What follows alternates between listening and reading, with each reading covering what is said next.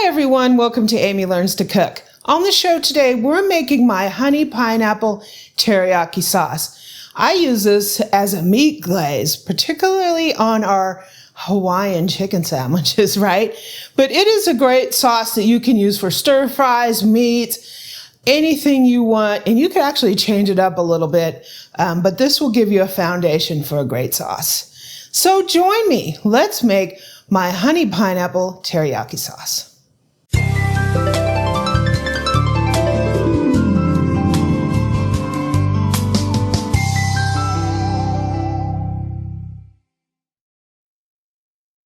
So this recipe is available on my website. I'll put links down in the description. You can print it. You can do all that fun stuff with it. So you can get it there on my website. So I'm going to fire up my little stove here. And I'm going to put in 1.5 cups of pineapple juice.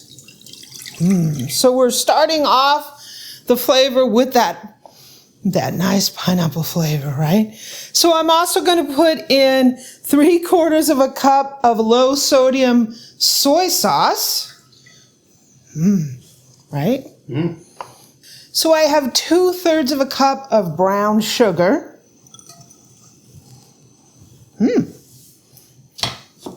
I also have 1/4 cup of honey.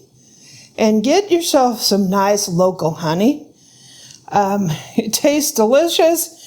It supports your local beekeeper, and it helps with allergies, right?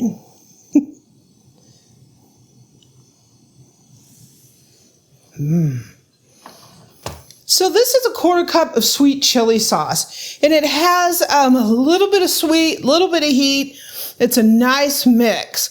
Make sure you get chili sauce. So this is the chili sauce that I'm using.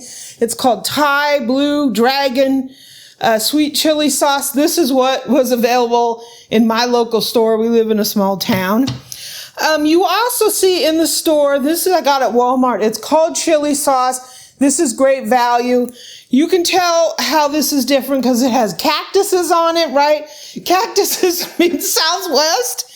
And also the ingredients start off with tomato. Tomato, right? This does not have tomato in it. So you want to get the kind without the tomato. Woo-hoo. So we have 1/4 cup of the sweet chili sauce. You can add as much or as little as you like. So this is kind of an interesting sauce because we're using it as a meat sauce. And ordinarily in teriyaki, you might see like grated ginger or minced garlic. Because I'm using this as a meat sauce, I'm going to be dressing meat near the end of high heat cooking. I don't want those things because I don't want them to burn. So if you're going to be using this as a straight like stir fry sauce, you can go ahead and season it with regular garlic, minced ginger, grated ginger, something like that. We're going to go ahead and I'm going to put in granulated garlic and powdered ginger. This is just because like I said, this is going to be a meat sauce. So let's stir this in and get this dissolved. It's already smelling fantastic. So like I said, you can use this to glaze meat. You can use this as a stir-fry sauce. Put it over rice. You can, cook some meat, use this over rice. You can use it as a dipping sauce for like egg roll, spring roll, anything like that. So one of the things also sort of classic teriyaki is mirin. This is mirin. And it's basically like a sweet cooking seasoning. And it's sort of like a vinegar. You see sweetened vinegar. You see rice wine vinegar as a common ingredient as well. Yeah. This has corn syrup, fermented rice extract, which is rice, alcohol, salt, citric acid, water. You will get kind of that vinegary taste. I don't like this stuff, but that's a personal thing. So if you like that sort of brassy, vinegary kind of taste, you can put mirin in there. But sometimes a sweet chili sauce has a vinegar in it. So yeah, sometimes a sweet chili sauce has some vinegar in it. I don't know what it is. I'm just not a fan of mirin. That's just a personal thing. A lot of teriyaki sauces will have mirin, will have sesame oil. You could do that too. This is just my own taste. Sesame oil is great in certain things. Sometimes it makes me feel like it has a burnt taste to it. It might be because, you know, we're in a small town and I don't know, we probably only have access to low quality sesame oil. So we don't get the good stuff here. Yeah. So let me heat this up. So I've only brought it to this nice simmer and we've let it simmer maybe 3-4 minutes. You don't necessarily have to cook this down because we're going to be putting a slurry in it. So a slurry is basically equal parts cornstarch and water.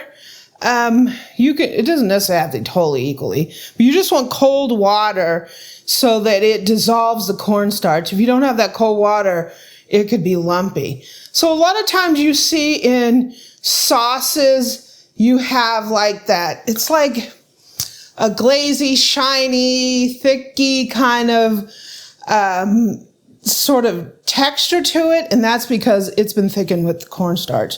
So I have a 1/4 cup of cornstarch in here. I have a 1/4 cup of water here.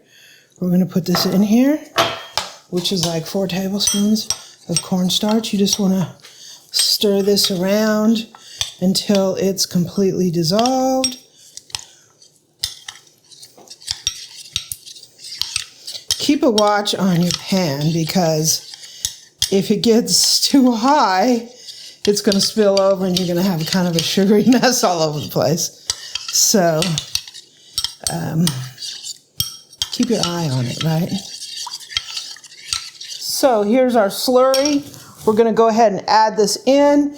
Now a slurry comes to its full thickening power at a boil. It's not necessarily going to give you that thickening unless you get it to a boil. But once you start boiling it, it starts thickening. Look at how fast that started. And we're getting that, woo! And cornstarch might be more powerful than flour in how fast it grabs your liquid. So if you're used to flour, be careful with cornstarch. Yeah, it grabs really fast. See how glossy and thick that's gotten just that quick? Ooh, let me turn it down because I'm going to be popping all over the place. Just that fast. What was at a boil? Well, I was at a low boil. That thickened up. So look at how we got that nice glaze on that. Look at that. Just that fast the cornstarch thickened up. I have little bits of chili in there from the chili sauce. That looks amazing. So let me turn this off and I'll let it cool down a little bit and we'll take a quick sample. So I put it into this Pyrex. I'm going to put it into a couple mason jars. That way I can hold it in the refrigerator. And I put it in this so I have a little pour spout to do that. So we're going to go ahead. Look at how beautiful that sauce is. It's nice and thick.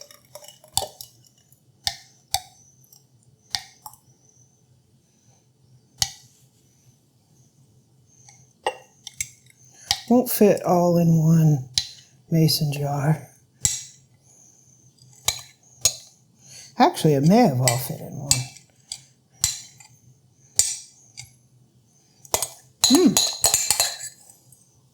Let's get all of it. So let's bring Eric over to take a little taste. You ready to test, Boo? I put these little mason jar plastic lids on here because they don't rust. I cannot lie. I already know what this tastes like. He's been scooping on it. Well, yeah, that Pyrex just was begging for attention. Okay, that's what the sauce looks like. Looks delicious. Let's do it. It has nice aroma. Still a little warm. It's still warm. It's a little drippy, but it's not bad. It's got thickness. It's really good. I think it'll be a good glaze. It's an awesome glaze. I made this for Eric. Ooh, it does have a little heat to it. It has a little heat, but if you eat a lot of it, it doesn't burn you. It'll gently warm your mouth. I made a Hawaiian chicken sandwich for Eric last weekend, and he scarfed it up. So well, we've been playing with different formulas, and I think I like this one probably the best. Yep. So yeah, this is. So it's not your classic teriyaki sauce because of the honey and pineapple.